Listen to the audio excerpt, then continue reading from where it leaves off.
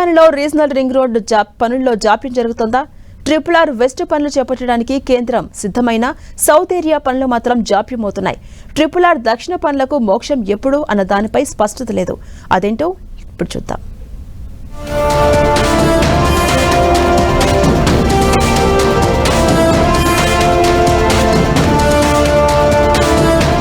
Triple R దక్షిణ భాగం పనులపై ఇంకా సందిగ్ధత నెలకొంది.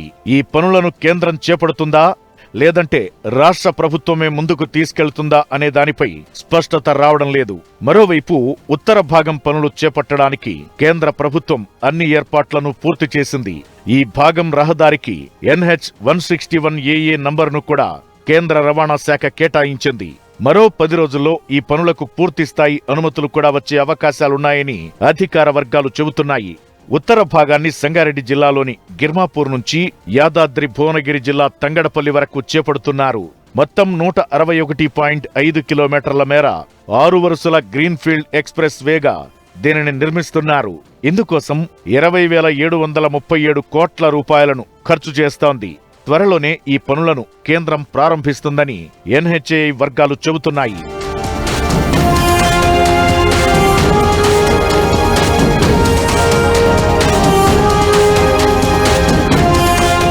తెలంగాణలో ట్రిపుల్ ఆర్ పనుల విషయంలో కేంద్ర రాష్ట్ర ప్రభుత్వాలు సీరియస్ గా ఉన్నప్పటికీ పనుల ప్రారంభానికి జాప్యం మాత్రం కొనసాగుతోంది. ఇక ఉత్తర భాగం పనులతో సమాంతరంగానే దక్షిణ భాగం పనులను చేపడతామని ఇప్పటికే రేవంత్ సర్కార్ ప్రకటించింది. ఓవైపు పనులను చేపట్టాలని కేంద్రానికి విజ్ఞప్తులు చేస్తూనే అవసరమైతే తామే చేపడతామని అనేక సందర్భాల్లో తెలంగాణ సర్కార్ ప్రకటించింది. దక్షిణ భాగం కోసం కన్సల్టెన్సీ DPR ను కూడా సిద్ధం చేశారు. ఇందులో 3 ప్రతిపాదనలు చేసి చివరకు యాదాద్రి భువనగిరి జిల్లా తంగడపల్లి నుంచి సంగారెడ్డి వరకు మొత్తం 201 కిలోమీటర్ల రహదారిని గ్రీన్ఫీల్డ్ ఎక్స్ప్రెస్ వేగా అభివృద్ధి చేయాలని తెలంగాణ సర్కార్ నిర్ణయించింది. యాదాద్రి భువనగిరి, నల్గొండ, రంగారెడ్డి, నాగర్ కర్నూల్, మహబూబ్ నగర్, వికారాబాద్, సంగారెడ్డి జిల్లాల మీదుగా ఈ రహదారి నిర్మాణం చేపట్టాలని DPR లో పెట్టారు.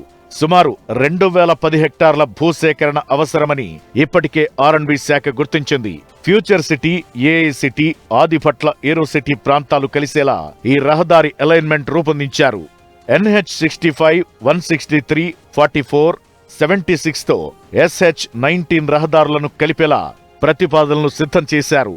అయితే ఈ DPR పై తెలంగాణ సర్కార్ పూర్తి స్థాయిలో ఎలాంటి నిర్ణయం తీసుకోలేదని సంబంధిత అధికారులు చెబుతున్నారు.